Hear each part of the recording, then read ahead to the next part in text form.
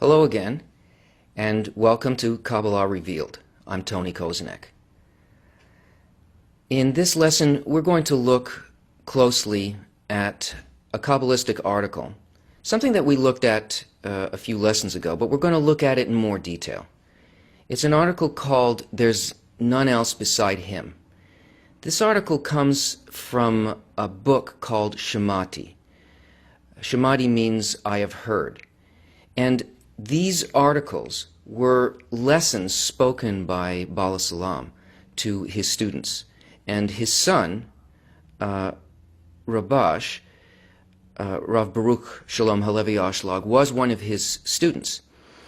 And he wrote what his father said. And he kept it in a little personal notebook. And it was something, this notebook was something that he kept with him all the time. He had a few books that he constantly referred to, and this, the directions, the instructions, and the words of his father, he kept close to him. Rav Michael Lightman, who is my teacher and the teacher of B'nai Baruch, was Rav Baruch's personal assistant. He took care of all of his affairs and was with him all the time. And he was his direct disciple. And at the time, towards the end of Rav Baruch's life, Rav Lightman was with him. He was with him in the hospital. He was with him during that process. And during the time that he had studied with him, Rabash had shown him many texts that he hadn't seen before and that hadn't been shared with some of the other students. And Rav was aware of this notebook, and he had seen it and had borrowed it occasionally to learn from and so on, and it was a very precious thing. And when Rabash was on his deathbed, he gave this book to Rav Lightman. And Michael Lightman published the book.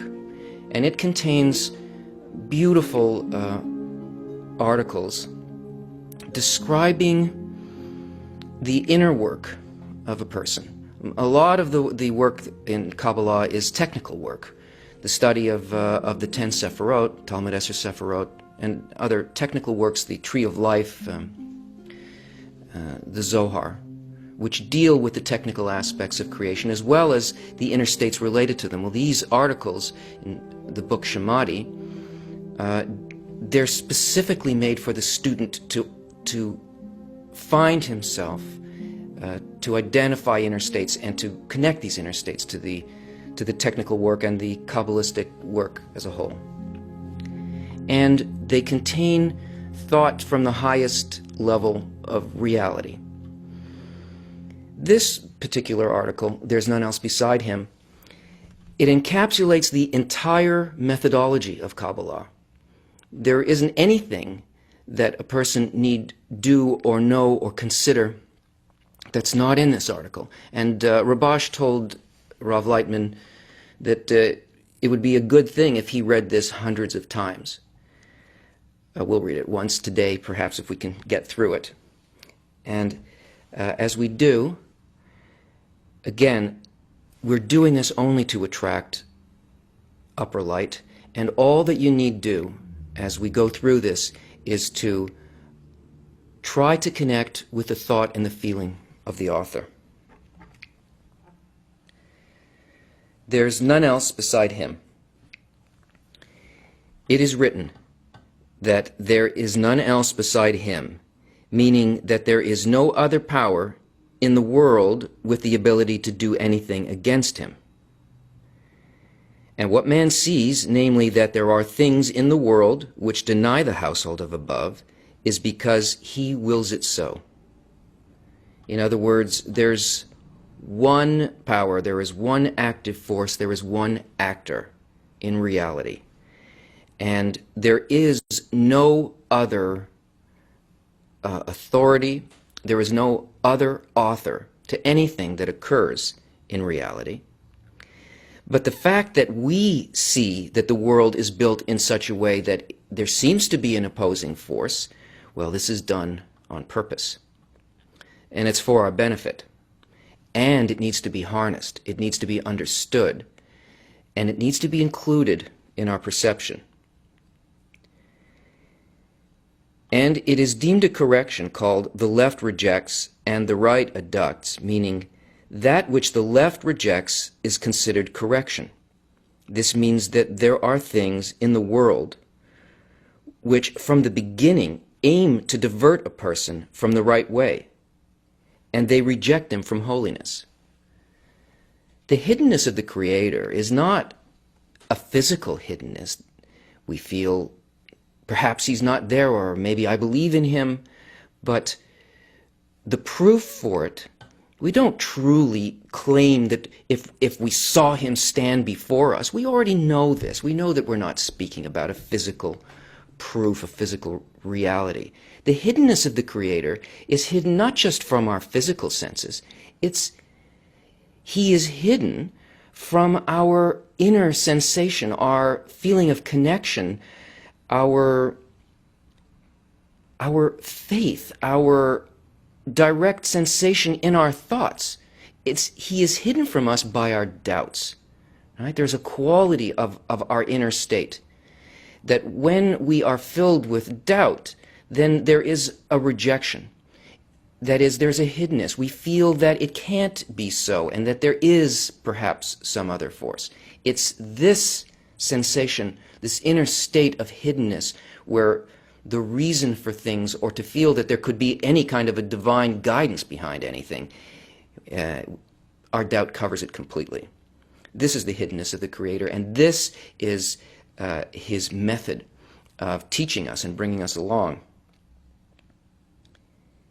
This means that there are things in the world which from the beginning aim to divert a person from the right way, and they reject him from holiness. It's built that way. It's part of the design, this hiddenness of the Creator, and the evolution towards the desire to perceive the Creator. And the benefit from these rejections is that through them a person receives a need and a complete desire for God to help him, since he sees that otherwise he is lost. This need is actually what Kabbalah defines as prayer. To a Kabbalist, prayer is not words spoken. It's not something of the mouth. It's not the repetition of things, words and ideas in a prayer book.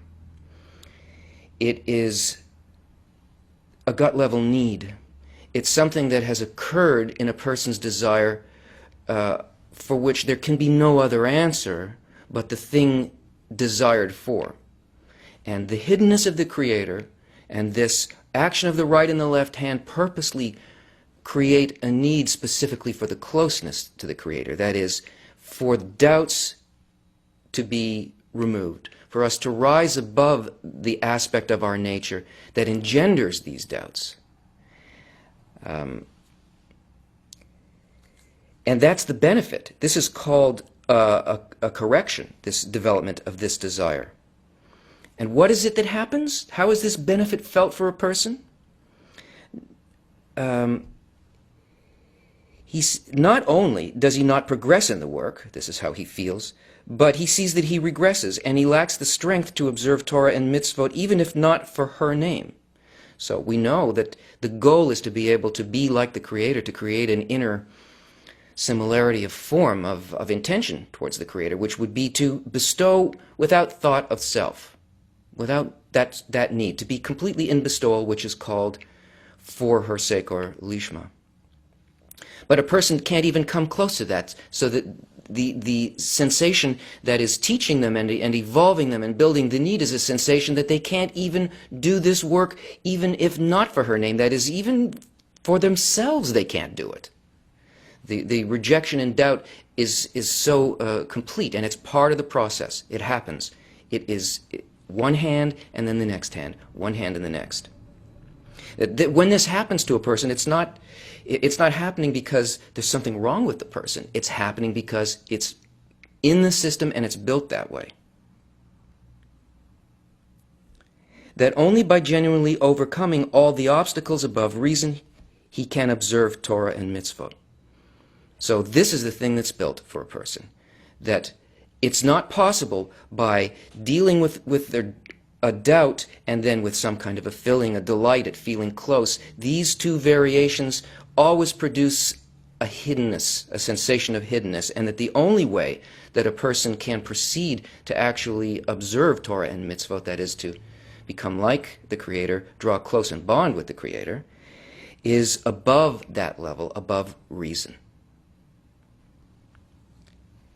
But he doesn't always have the strength to overcome above reason, that otherwise he is forced to deviate, God forbid, from the way of the Creator, and even from not for her name.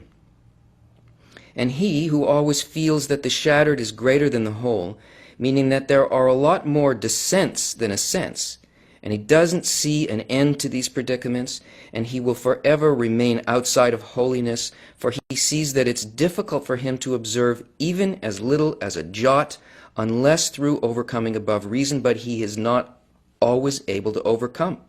And what shall be the end of it? This is the extent of the hiddenness and the need that it evokes in a person.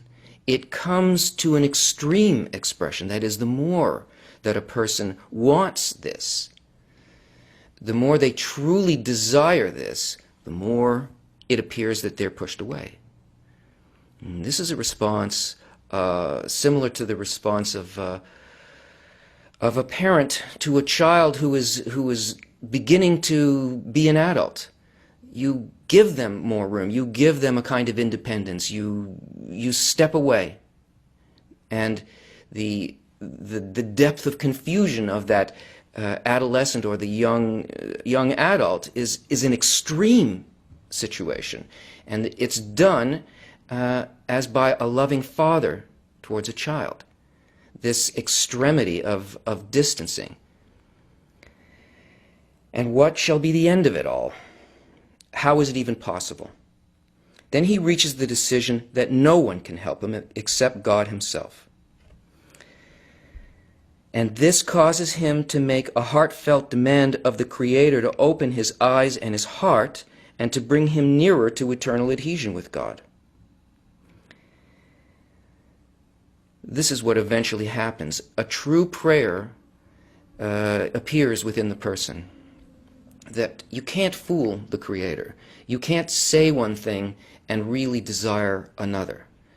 This is the kind of prayer that is answered immediately, because the Creator is the whole of reality, and the force of development responds to those particular conditions that allow for development. That is, there must be something in the creature that allows a higher state to occur for them. And that higher state only happens as a result of a deepening need. So it says, it follows then that all the rejections that he had experienced had come from the Creator.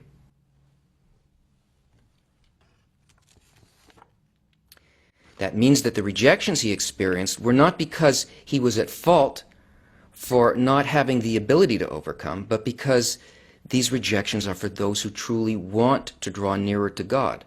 And in order for such a person not to be satisfied with only a little, namely, not to remain as a little child without knowledge, he receives help from above so that he won't be able to say, thank God he observes Torah and performs good deeds, and what else could he ask for? This action of the Creator, this rejection that was given to him, this doubt that entered him, was given to him by the Creator specifically so that he would not remain still, so that he wouldn't be satisfied with some sensation at a distance, some idea, some belief. In other words, that he wouldn't function as a child in reality. Oh, there is a God, and he will take care of me, and if I ask for something, maybe he'll change his attitude towards me and be nice to me and take away this situation. No, this is the way that a child tries to deal with and manipulate a parent. But what is it that a child can do to a parent that would change the quality of the love towards the child? Even in the natural world, in the physical world, the love of a mother or a father to the child, it encompasses everything for the child. There's nothing that will change it. It's constant. So for the person not to remain this way would be not to be satisfied with this condition. That this force both of drawing close and of pushing away is to evolve us into a spiritual adult. And only if that person has a true desire, he will receive help from above. So that's the condition. Only if a person has a true desire, of course there will be help from above. It's not that the Creator changed his attitude towards the person. It's that the person changed their need for the Creator. Their desire, which is a vessel, opened a place in which perception of the Creator can occur, so it does occur. It's a law. It happens. The answer to the prayer depends totally on the change in attitude within the creature. And he is constantly shown how his faults in his present state, that is, he is sent thoughts and views which work against his efforts. And this is in order for him to see that he is not one with the Lord. In other words, this contrast of feeling rejection and thoughts of doubt, they're not his. They are an action of the Creator on him while he is becoming a spiritual adult, while he's growing.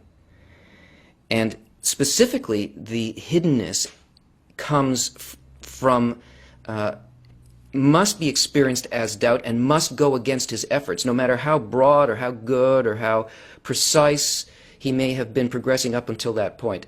It must undermine all of that purposely.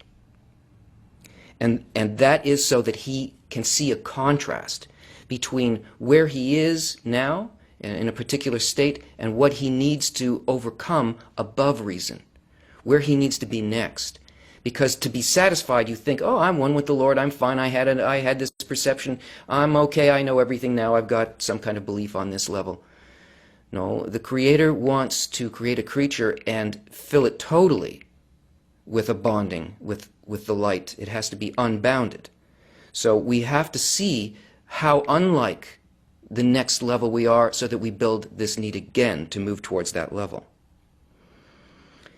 And as much as he overcomes, he always sees how he is found in a position farther from holiness than others who feel one with the Lord. But he, on the other hand, always has complaints and demands, and he cannot justify the behavior of the Creator and how he behaves towards him. And it pains him that he is not one with the Lord until he comes to feel that he has no part in holiness whatsoever. So, a person sees his situation change. He's not satisfied with the things that others around him are satisfied with. He comes to a point of complete preparation, that is, of complete doubt and complete despair. This is one of the things that occurs. And this is a preparation. It's a despair towards the goal, not a despair against life, that life is not worthwhile, but that according to the goal that he has determined, his intention to bond with the Creator, he sees that it is completely beyond his capability. That is, the capability of his created nature and the will to receive, and his actions, his intelligence. It can't be done that way. And although he is occasionally awakened from above, which momentarily revives him, but soon he falls into an abyss. However, this is what causes him to realize that only God can help and really draw him closer. So, even the enlightenment, even the awakenings that he receives will not do the job. It must continue to the point where there is a complete need only for the Creator, only for the light. One has to really abandon this idea that there's something we can do with our actions in this world. No action by a person will do anything to advance this. Only the growing inner desire will change anything. A man must always try and cleave to the Creator, namely that all of his thoughts will be about Him.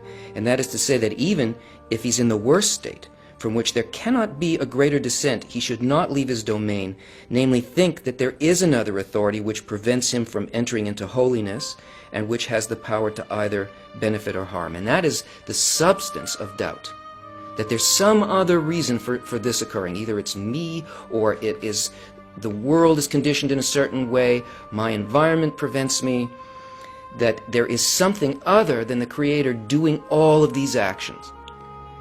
That is, he must not think that there's a matter of the power of the other side, which does not allow a man to do good deeds and follow God's ways, but he should think that all is done by the Creator. The Baal Shem Tov said that he who says there is another power in the world, namely shells, is in a state of serving other gods, and that it's not necessarily the thought of heresy that is the sin, but if he thinks that there is another authority and a force apart from the Creator, by that he is committing a sin.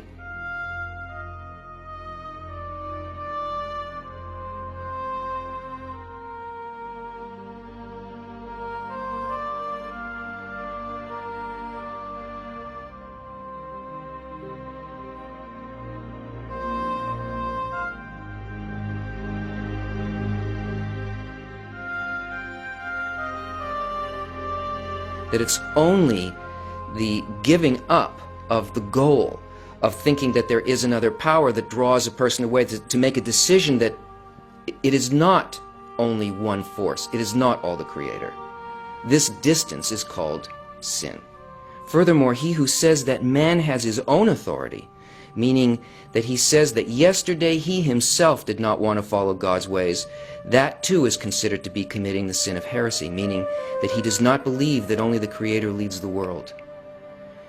All the thoughts that we have, all the feelings that we have, and all of the choices that we make based on those until we come to equivalence of form with the Creator, until we begin to sense spirituality, every single one of these things is placed in us. These are all actions of the Creator. Man has no authority in this, only his desire, only the growing of the vessel, specifically in a need for the light. This true prayer is the only action of man and the only thing necessary to ascend. We'll continue this article next time. Join us then.